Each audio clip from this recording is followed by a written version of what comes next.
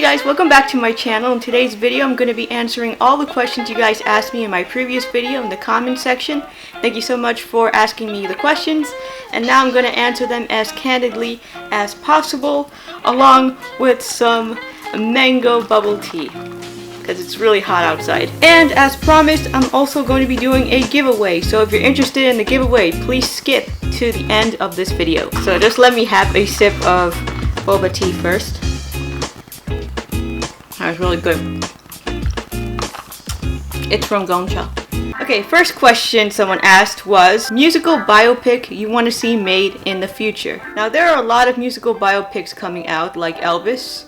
And in this case, I would like to see a biopic on Simply Red, which was a band from the 80s. And I grew up listening to their music a lot in my life, because it was my mom's favorite band. It would be interesting to see how the band formed before they became successful in the mid-80s. Before joining Simply Red, Mick Hucknall, who was the lead singer of Simply Red, he was in a punk band called the Frantic Elevators. According to his biography, Mick Hucknall was quite the controversial character in his youth. Since then, he cleaned up, he got married, and even had a wonderful daughter. And in this film, I really would like to see his journey from rebellious Manchester youth to mega superstar musician and songwriter. I believe Warner Brothers should be the main distributor. What is the best part of being a YouTuber? The best part of being on YouTube is sharing my ideas and experiences, and also getting to connect with many people around the world. Are you a real redhead? My hair has always been red since birth, and I will never dye it. What are your goals for the rest of the year? I'm going to continue creating content for this channel, and hopefully my goal is to reach 1,000 subscribers. So we'll see what happens. Favorite Stranger Things character? I always say Max or 11, but because of season 4, I would have to say Eddie Munson is my favorite character in Stranger Things. Despite his tragic death, I believe that he was a wonderful addition to the show. I find myself relating a lot to his plight of being an outsider that's always misunderstood. I also like rock music, not so much heavy metal, and I also like board games. Sometimes I wish the Hellfire Club was around in real life so it would make me feel less socially awkward. Anyway, I think Joseph Quinn deserves an Emmy for his performance in Stranger Things. Jedi or Sith? Depends. Most of the time, I can be pretty chill. I can be a Jedi, but if you get on my bad side, I can be a Sith. Why don't you have a TikTok? I used to have a TikTok account about a year ago, and the only video that I made was a duet with my buddy Roger. After a while, I kind of got annoyed with the app, so I just decided to delete it. I honestly found no point being there. Like all social media, it's all smoke and mirrors and nothing to take seriously. Also, I'm too old for TikTok. What is your opinion on Joker 2? I think the first Joker film was a masterpiece. I'm kind of iffy about the sequel, even though I saw the trailer that recently came out, and it's going to be called Joker Folie à Deux, and Lady Gaga is going to be Harley Quinn. Honestly, I'm not a huge fan of Lady Gaga's music or her acting. I don't really picture her as Harley Quinn like Margot Robbie. As for Joaquin Phoenix, I hope he continues to be as psychotic and brilliant as he was in the first Joker film. I cross my fingers that Todd Phillips does an excellent job with this sequel, or else I'm gonna get really upset. Why do you like old Jpop? It all started when I was younger in the late 90s and early 2000s. I used to watch a lot of animes and a lot of J-dramas on TV. When YouTube came out, I started to discover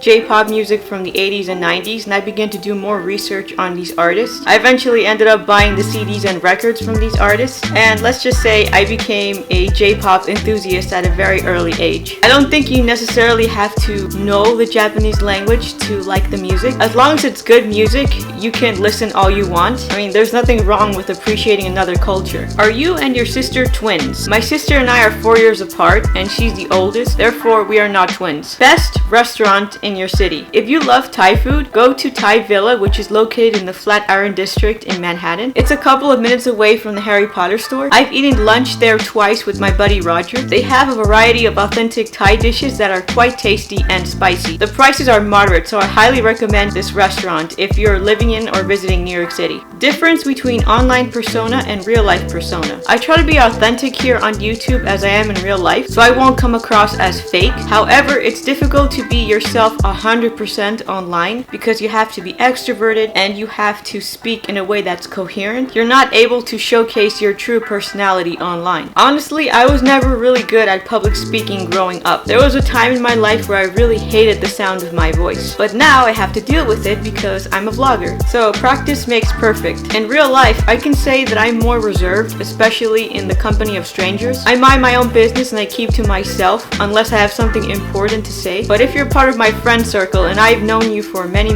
years, I'll be more comfortable with you and I'll talk non-stop. I'm very selective with the people that I consider as friends. In order to be one of my good friends, you have to go through a lot of levels to earn my trust and my respect. Ogres are like onions. End of story. Bye-bye.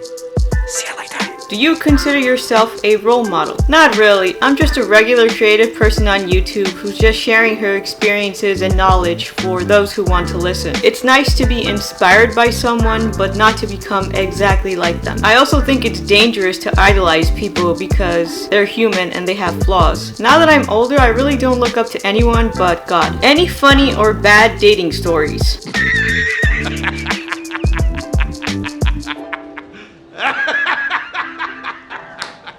No way, man. The truth is, I've never been on a date or in a relationship in my entire life. I guess you could say I've never been asked out by anyone, ever. What?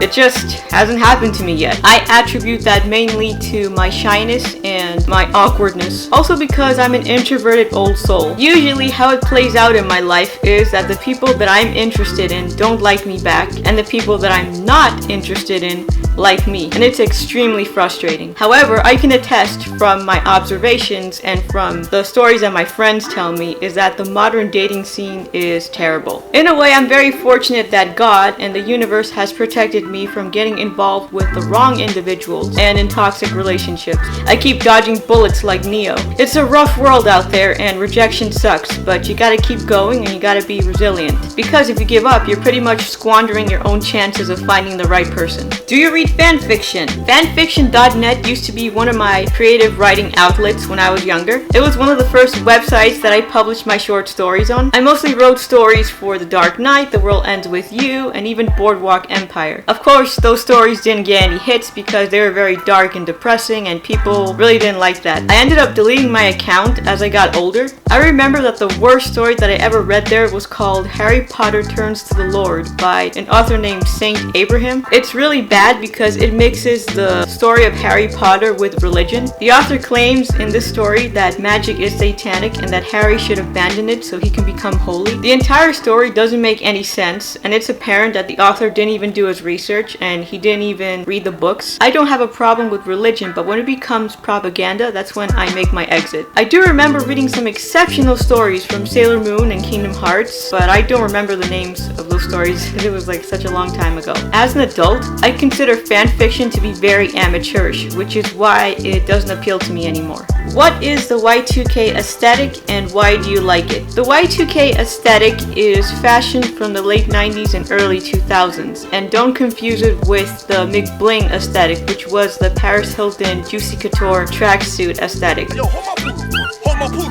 The Y2K aesthetic was more cyberpunk and more futuristic. It was inspired a lot by rave and sci-fi culture, and it was named after the infamous Y2K bug. The reason why I like it so much is because it reminds me of my childhood and it brings back a lot of happy memories. At that time, people were very optimistic about the future, especially the new millennium, and this Y2K aesthetic was the vision of the future that people had. Of course, that future never happened. We still don't have flying cars. The good news is that the Y2K aesthetic is back in style. The Generation Z is now wearing it. It's funny because the young people are fascinated by a time that they never grew up in. I will be making more videos on this Y2K topic very soon, so stay tuned for that. Okay, time for my favorite part, the giveaway. So basically, this giveaway is going to be the same as my previous giveaways, except that I'm going to be opening it to everybody around the world. And all you have to do to enter this giveaway is you have to subscribe to my channel, you have to like this video,